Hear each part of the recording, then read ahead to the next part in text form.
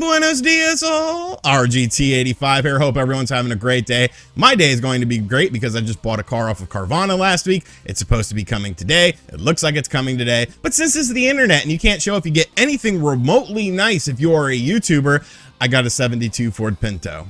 AMG edition.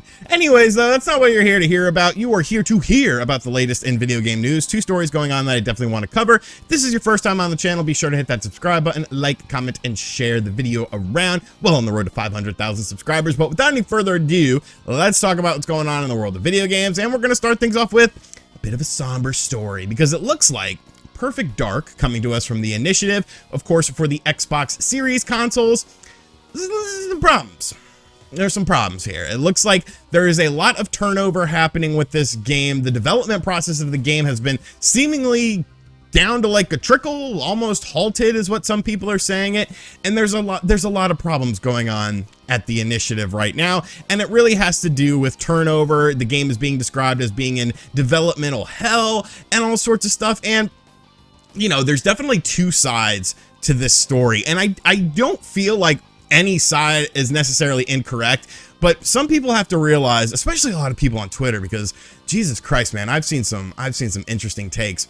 All because one thing is true doesn't mean that another thing can't be true. And I've seen a lot of people saying, well, you know, they're developing this game during a pandemic. They're creating a new studio during a pandemic, although the pandemic is kind of weaning. You know, it's tough to make a video game in the first place. It's tough to make, you know, a game, especially with these conditions that are happening. So let's cut them some slack. And on one hand, that's not inherently wrong. We've seen tons of games be affected by the pandemic. But where I have a problem with it is I didn't ask to know about this game. I didn't ask to see this game. I didn't ask for a teaser trailer for this game back in December of 2020. I didn't ask for an interview to be done with the Initiative back in December of 2020 as well. Microsoft is the one who initiated this, for lack of a better term. Microsoft is the company who said, hey, let's talk about Perfect Dark. Let's get people hyped up for Perfect Dark. So you had to assume that during the time frame of that, you knew how the real world was. You knew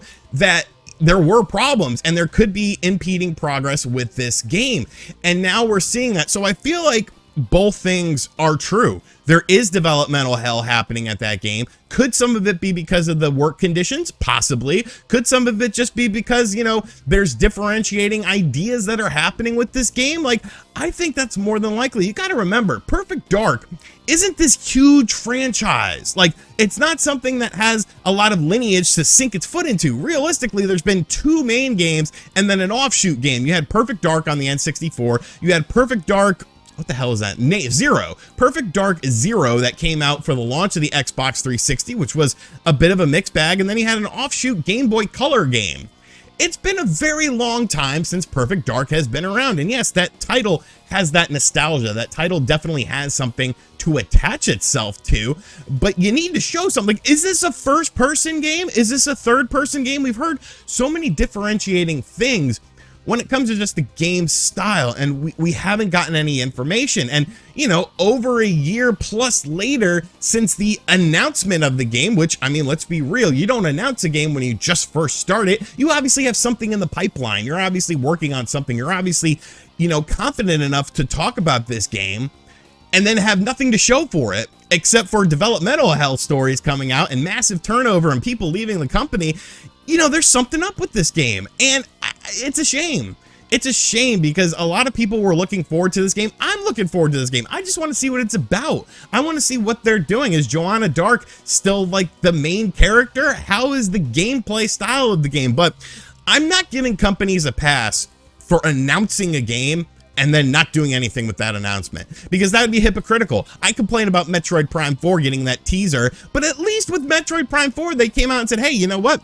This game sucks. We're scratching it. We're rebooting it. Sorry for that. And you have a lot of companies who don't talk about things like that, but even so, they should have never announced Metroid Prime 4. It was stupid. It was silly because you built up expectations for this. You built up a lot of hype for this game that hasn't come to fruition yet. And now we're seeing the same sort of thing with Perfect Dark. I don't think the game is going to necessarily be a failure, but there's some problems here with the game. And yes, you can sympathize with the studio who's obviously having problems, but we didn't ask the studio to show us this game. We never asked for that. The companies decided. Microsoft decided. So I'm not going to feel guilty for being like, hey, there's some shit up with this game. Like, what's going on? So I don't know. Those are just my thoughts on it. Obviously, you know, people are going to have different opinions on it. That's cool. I want to hear your thoughts on the Perfect Dark situation in the comment section down below. Is this game sort of going down the Duke Nukem road with Duke Nukem Forever, where it's just like there's so much turnover and maybe they just blew their load too soon and should have never even talked about the game? Or can you kind of understand where this is going and you're still positive for the game? Let me know in the comments down below.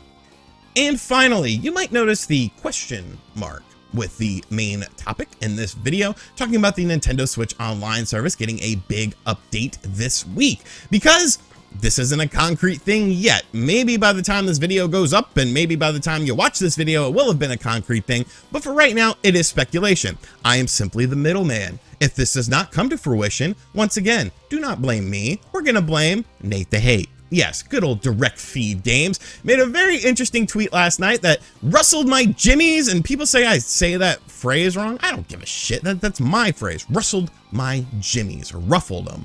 I don't know what I say. But either way, you could rustle something, you could ruffle something, you get the same end result. But it seems like there is a sizable update coming to the Nintendo Switch Online service this week involving Sega Genesis games. Yes, sir. You guys know I'm a big Sega fan. It is all Sega stuff. This shelf is pretty much like 75% Sega stuff. And according to Nate, he said that we're getting an announcement this week, or at least a surprise drop of more Sega Genesis games coming to the Nintendo Switch Online service, which, good. Like, let's be real, the service lacks titles. Like, that's the main problem with it, especially when you're in the expansion pack service. We've gotten some Sega Genesis games, we've gotten some N64 games. Obviously, with the Sega Genesis, though, the emulation has been spot on since they dropped it. You know, there's been no problems with those games because obviously they're older games, but there's still a very large and a very vast library of games for that platform that aren't available on the Nintendo Switch Online service yet. And of course, you have to remember, these games that are multiplayer games can be played via the online service with your friends. So it does add something. It does add some extra incentive to maybe revisit these games or visit these games for the first time, because let's be real, there's a large segment of the audience that doesn't know shit about the Sega Genesis because for whatever reason they never bought the Sega Genesis Classics collection for the Nintendo Switch, which I've told you to buy a million times. But I'm excited because hopefully we're getting more games that are not available on that collection. I want to see some shit like Rocket Knight. Give me some Rocket Knight Adventures. Like, that game is amazing. That game is so good. And yes, it's a single player experience, but it's very expensive to pick that game up. Maybe we could get some of the fighting games, you know, the Sega Genesis version of Street Fighter 2 Champion Edition, the Sega Genesis version of Mortal Kombat 2. Now, why would you want that? The SNES one is a little bit better. The 32X version is the best version of all time because of the fact that, well, it uses the additional power and it doesn't have the Shang Tsung sort of issues when you're changing between characters. I want the Sega Genesis version because it has an exclusive move in it, the Fergality, Ferguson. Like, I don't know. I think this is a good thing, though, and I hope it does come to fruition because, you know, we've kind of seen Nintendo release an N64 game and then a few days later just be like, oh, hey, here's some Sega Genesis games. So I'm definitely hopeful that this is true. Like I said, I'm the middleman here. If this doesn't come to fruition, you blame Nate the Hate, Direct Feed Games on Twitter. You know, put your pitchfork up his ass if it doesn't come to fruition. But I'm definitely hopeful for this, and I'm very curious to see what games we get. Of course, I'll make a video whenever those games drop because I probably know all about them, so I can let you know what are the games to look at, what are the games to maybe avoid. But yes, I'm excited for this. I hope it ends up happening. If it doesn't, not my problem. Alrighty, so that's going to do it for today's video. I hope you guys enjoyed it. Be sure to let me know what you think of everything in the comments section down below. I'm kind of peppy today. I slept good last night. The Knicks play tonight. There's AEW wrestling, and my new car comes in today. My new to me car. So yeah, exciting day. And as always, guys, thank you for checking out this video. If you are new to the channel, I'm usually not this peppy, so don't think this is like normal for me or whatever, but hit that subscribe button, like and share the video, and as always, I'll catch you guys on the next one. Later.